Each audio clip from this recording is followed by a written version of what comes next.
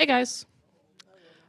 So I'm going to be doing a presentation on cognitive bias and cyber threat intelligence. This was kind of an extension of CSEC 461, which is computer system security. I think they might be changing it to endpoint security. Point being, kind of based on class, but a little bit into my own interests. So who am I? My name's Raina. My pronouns are they, them. I'm a third year currently, almost fourth year. I'm a psych minor. That's going to be relevant. I'm from Florida, unfortunately. Last summer I worked at a DOE lab. That was pretty cool. I have a cat. His name is Murphy, and I'm kind of the secretary right now. Okay, so what are we going to do? So first, we're going to chat about what cyber threat intelligence is, in case you don't know. Then we're going to get into a little bit of psychology. I promise I won't drag it out. Then cognitive bias, which is kind of the focus. We're going to talk about some different ones. How do we prevent that? And then wrap it up. So let's jump in. All right, what is cyber threat intelligence, or CTI? So cyber threat intelligence is data or information that has been processed and analyzed to turn into intelligence. So data is just like a fact, a piece of information. Information is like a collection of data. Some people call it raw intelligence because it's intelligence pre-analysis. So then in intelligence, once you analyze it in context and kind of try to answer some questions with it, that's when it becomes more useful. So according to intelligence.gov, the 6 main types of intelligence are geospatial, human, imagery, measurements and signatures, open source, and signals. There's more, there's lots, but that's just the main ones. So the intelligence cycle kind of goes, you start with some questions you want to answer. Sometimes somebody tells you questions that you need to answer, sometimes you're just curious. Then you start collecting data, maybe from an internal source, an external source, depending on the question. Then you process the data, because usually the data you get is in a bunch of different forms, and you can't really analyze it when it's like that, so you make it cohesive. Then you can start analyzing, forming hypotheses, and trying to answer the questions you started with. And finally, you can disseminate, which basically means giving the data or the intelligence to the people who need it to answer questions and make decisions. And throughout all these processes, you have feedback cycles where you want to see what you can do better, and that's kind of where defeating bias comes in. Because bias isn't good. It makes your decisions worse. So we'll get into that. So a little bit about intelligence analysis, again, aimed at answering decision makers' questions. Intelligence analysts has to be human generated. You can't really do all of analysis with a computer, because you have to have some sort of human input to analyze. Sherman Kent, that guy, is the father of intelligence analysis.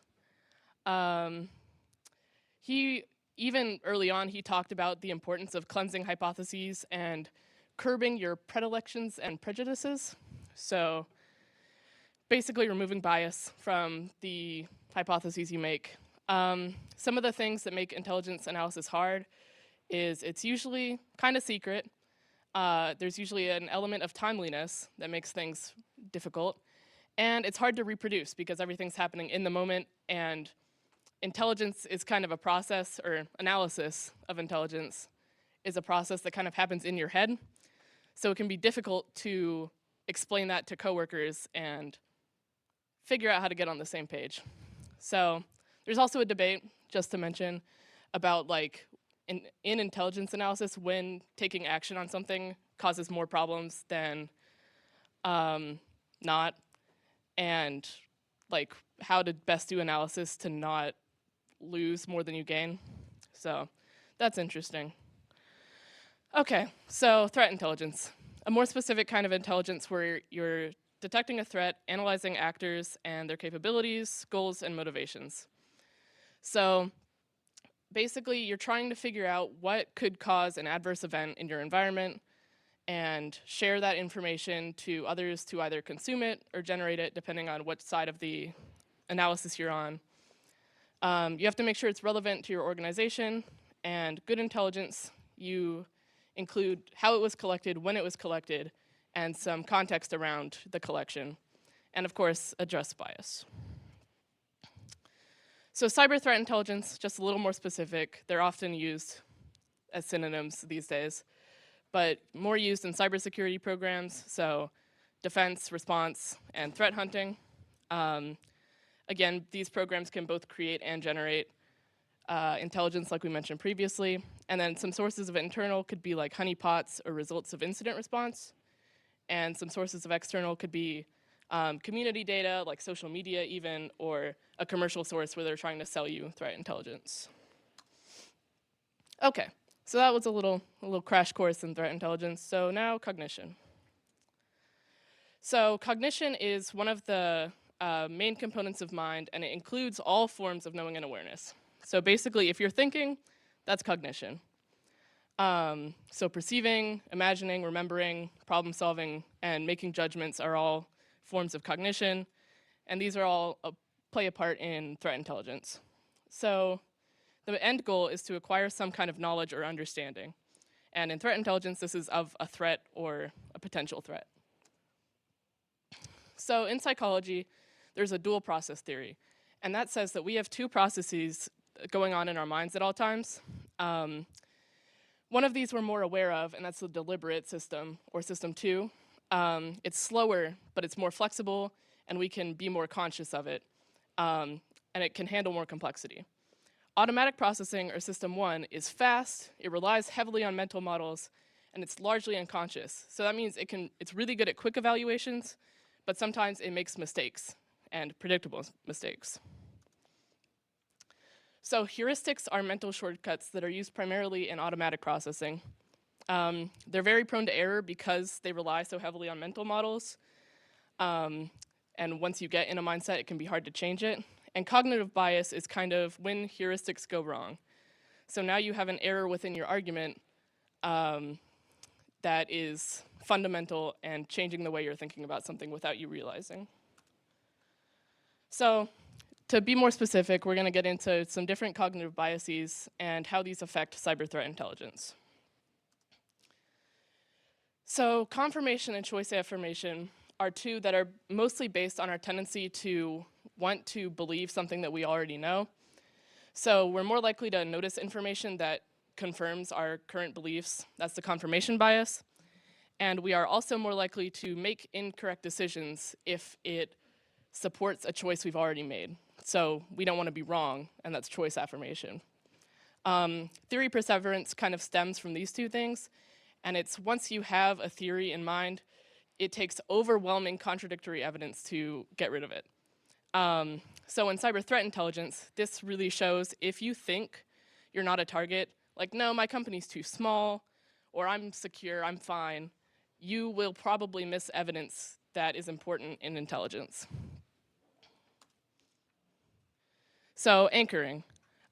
This is when you encounter one piece of information first, and that influences all of your following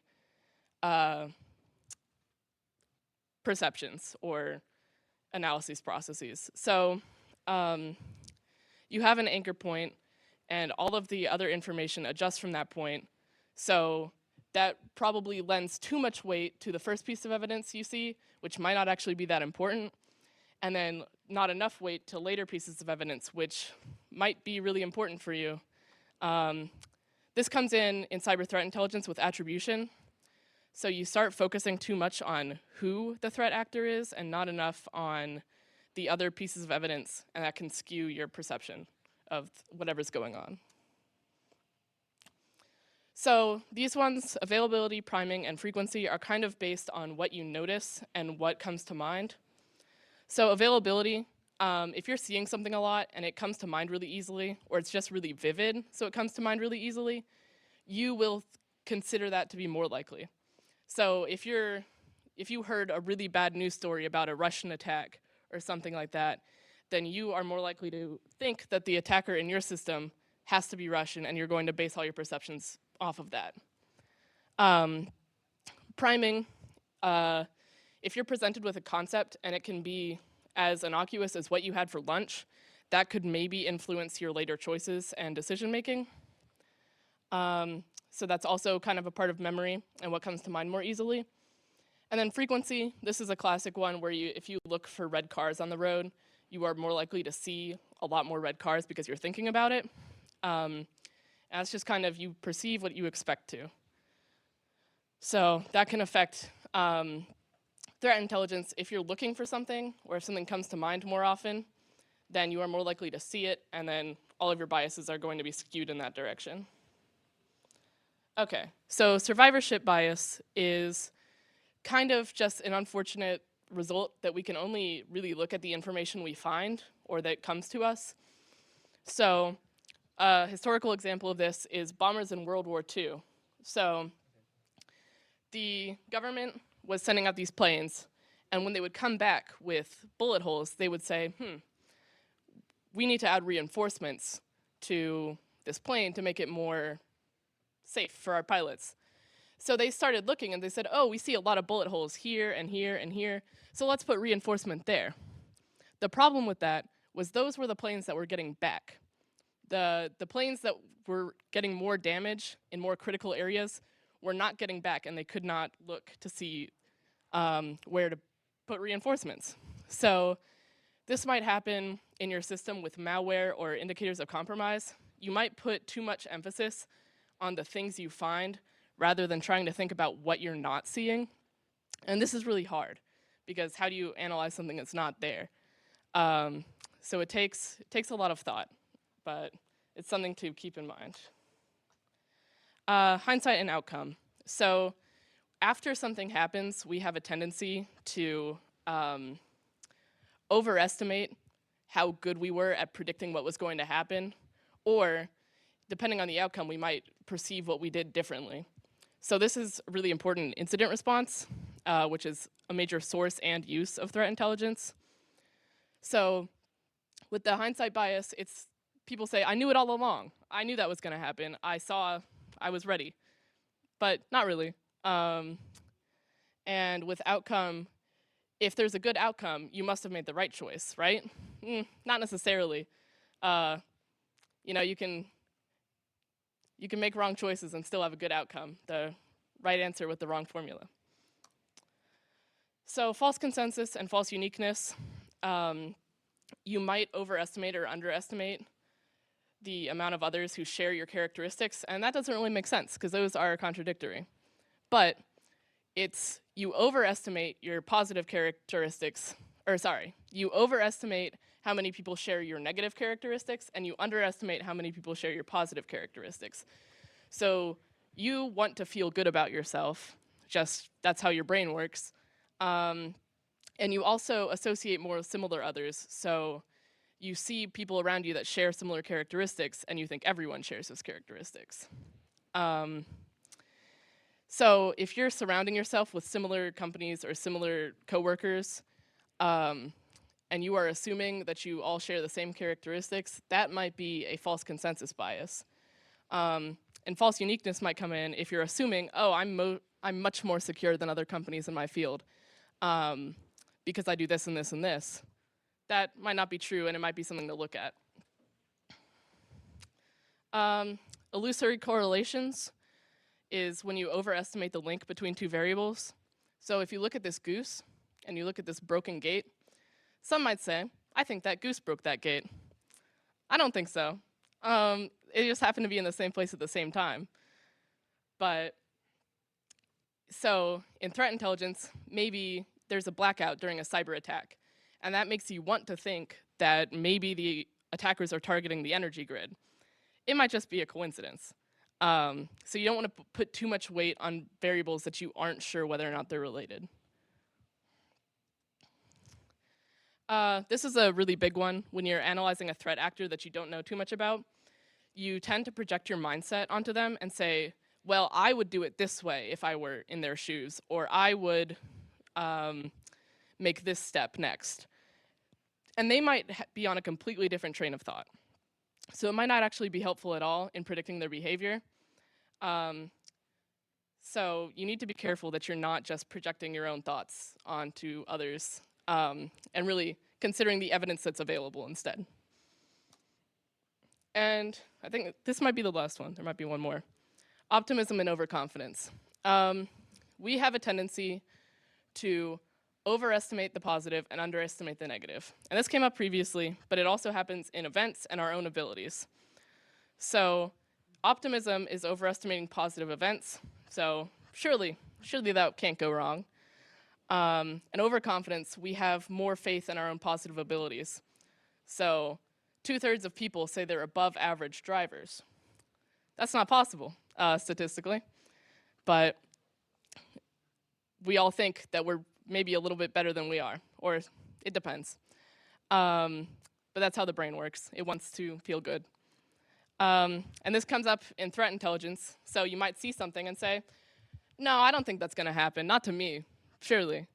You never know. So it's worth thinking about and taking into account. Okay, that was the last one. So getting into debiasing. I've presented you with a ton of problems that could go wrong in threat intelligence. How do we eliminate these? So the number one thing is to slow down. Above all, if you are rushing, that's when the automatic process kicks in, and that's when you have those heuristics. If you slow down, take time to think, you are more likely to catch some of the assumptions you're making and counter them. You can also plan ahead. Have a plan so you don't feel like you need to rush. Next, you have to make a conscious effort to counter bias. It doesn't happen, even once you know about these, they will still occur. So you have to really sit down and analyze the way you're thinking. And then pay more honor to doubt. That's something I think Jack Davis said. Just if you doubt something even a little bit, take more time to think about it because you might be onto something. So one way to kind of counter those biases explicitly are through structured analytic techniques. So the categories are on the left there. Not going to get too much into these, but there's a whole book, if you're interested, by some really popular intelligence people. But basically, going through making your analysis techniques more explicit so that you can share with a team, you can see what each other are thinking. You decide which one you're going to use based on the question and its nature. And it can also help you address bias. They're designed to address bias by kind of explicitly saying what you're trying to do with your question and what you're thinking throughout the way. One of these, a really popular one that's used, is to analyze competing hypotheses. So you basically put your hypotheses on this 4x4 matrix, and you have evidence on the left and hypotheses across the top, and then you go through each one and say, does this evidence support this hypothesis? Is it relevant? How much? And then you can start to draw some conclusions, and then you try to disprove rather than prove your thoughts, because that makes you look at the data not in a confirmational way, and that can eliminate some of that confirmation bias. And then you also do a sensitivity analysis and see if this one assumption I have is wrong, does that completely eliminate this possibility? And it can kind of see how likely it is that your hypothesis is correct. There's another one, very similar, key assumptions check. So as a group, you identify some assumptions that you hold, especially ones that are so basic to the idea that you wouldn't even question them. And then you put them on a matrix of impact and uncertainty. So the ones that are high impact and high uncertainty are the ones you really want to look at, because those are the ones that could make a big difference in your analysis, but they're also the ones that you're really not sure about. Of course, you go through all of them if you have time, but you really want to make sure that the assumptions you're making are valid and that they make sense, and it's not just kind of an unspoken thing. And information sharing. So the more people you share information with when possible increases cognitive diversity. So we all have different perspectives, different expectations, and different biases. So increasing the number of people you associate with can really help that. You can see limitations more easily in others than you can yourself. you're more likely to catch these biases when you listen to someone speak rather than when you're going through your own thought process. So we've kind of started to implement these with information sharing and analysis centers, or ISACs, to kind of create a space for people to, especially cyber analysts, to share intelligence and discuss it. And then there's some platforms that you can have within your organization to kind of make the intelligence you have explicit and available. All right, in conclusion, that was cyber threat intelligence and how cognitive bias can make an effect. I'm definitely not the first person to look into this, but I thought it was interesting. Kind of inspired by a talk I saw at the WESIS conference a couple years ago. So yeah, I thought it was interesting, and I hope you learned something from this. Here's some sources. Just go through that, and thank you. Anybody have any questions?